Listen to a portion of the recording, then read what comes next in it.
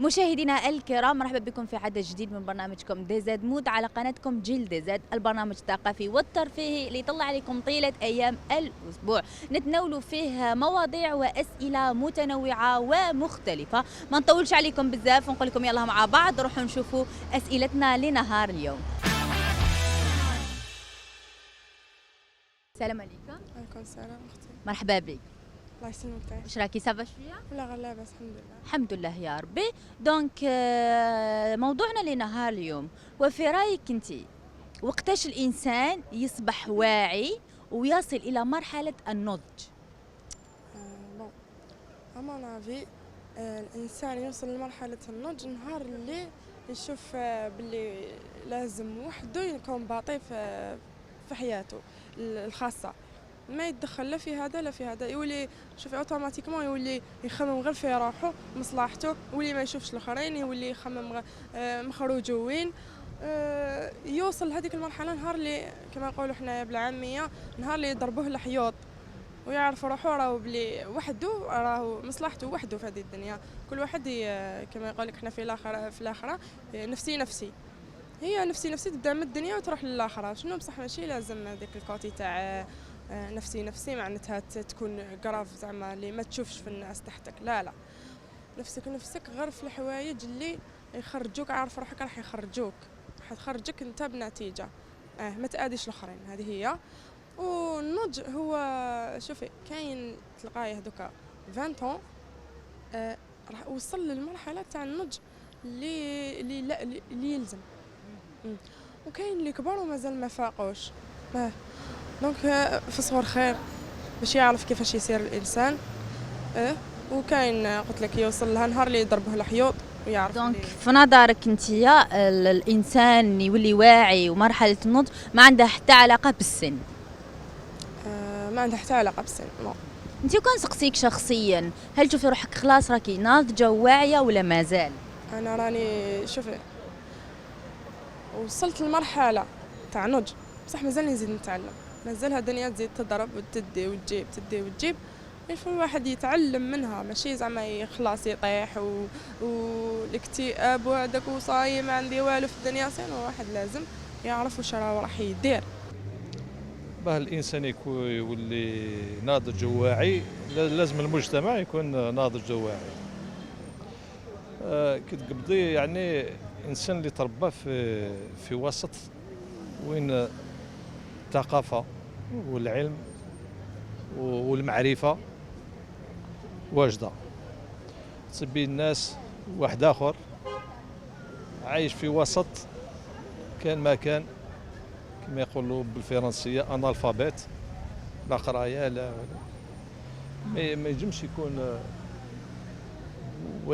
كما تقولي واعي ثقافيا. ثم المجتمع عنده دور كبير في درجه الوعي والنضج تاع الشخص.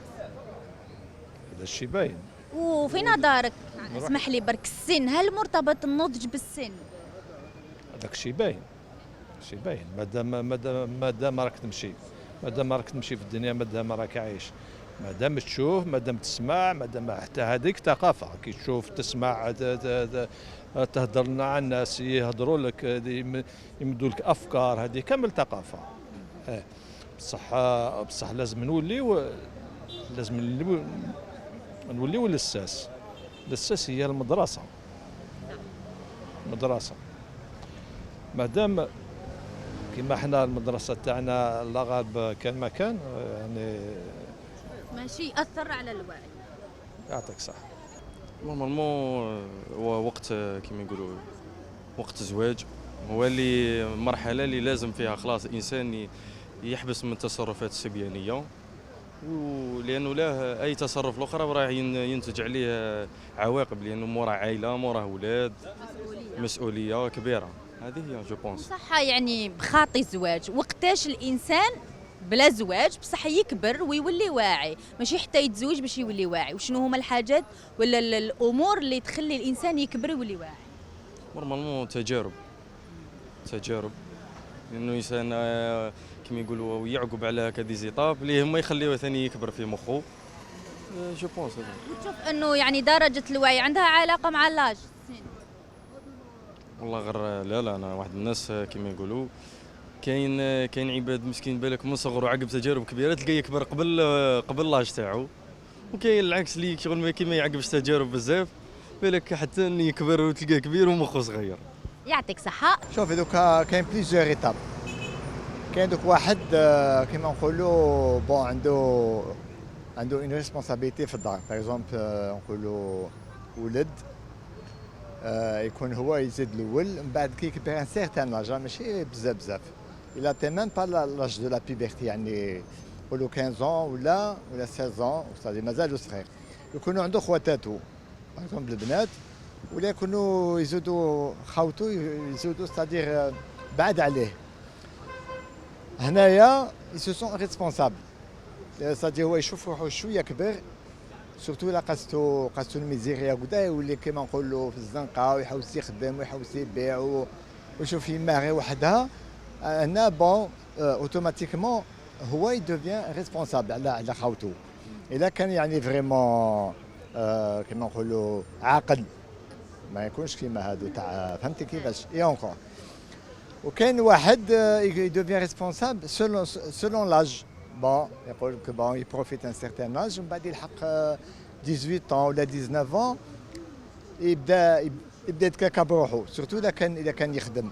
اذا كان يخدم لا يسو سون ريسبونسابل، يدوفيان كيما نقولوا اوم ولا مام طفله نقولوا باغ اكزومبل ان سيغتان لاج. دوك اذا كان بدا يخدم يسو سون ريسبونسابل، ستادير يكون يخدم على روحو باغ اكزومبل على لافونير تاعو ولا على لا فامي، ولا ما كانش يخدم يحوس كيفاش يخدم. اذا كان عنده قلب يحوس كيفاش يحوس الخدمه منه ومن هنا يسو سون ريسبونسابل. هو على حسب التربيه، على حسب المجتمع اللي راه نايض فيه، فهمتي كيف؟ هو انسان يكون على حسب المجتمع الفئه اللي راه نايض فيها، هذه هي. يعني هل تشوف انه هو مرتبط باللاج ولا لا بالسن؟ اسكو كاين سن معين اللي يخلي الانسان يولي ناضج؟